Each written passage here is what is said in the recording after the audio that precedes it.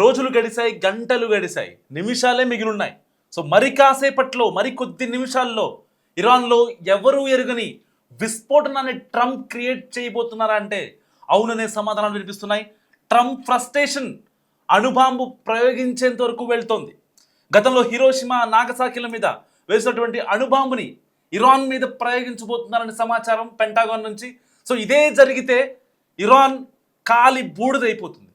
అటు గెలుపు, ఇటు ఓటముల మధ్య ఉన్న ట్రంప్ మరికొద్ది నిమిషాల్లో ఇరాన్లో విస్ఫోటనాన్ని, ఎవరు ఎరిగినటువంటి విస్ఫోటనాన్ని క్రియేట్ చేసేందుకు అంతా సిద్ధం చేశాడు. ఓపిక నశించింది నా దగ్గర. సో ఇరాన్లో విధ్వంసమేనని గత 24 గంటలుగా చెప్తూ వస్తున్నాడు ట్రంప్.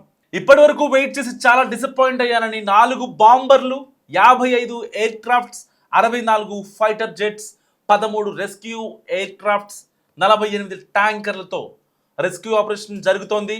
సో 48 గంటల క్రితం ట్రంప్ చెప్పినట్టుగానే ఇరాన్లోని విద్యుత్ ప్లాంట్లు, అన్ని వంతెనలపై దాడులు చేస్తానని ఖరాఖండిగా చెప్పేశాడు డొనాల్డ్ ట్రంప్. నెల రోజుల్లో 2 లక్షల కోట్లు ఖర్చు పెట్టిన అమెరికా ఇరాన్ కోసం ఇంకా ఎంత ఖర్చు అయినా చేస్తానని చెప్తోంది. ఐఎంఎఫ్ దగ్గర నుంచి ఫండ్స్ తెచ్చైనా సరే ఇరాన్ని లేపేస్తామని చెప్తోంది.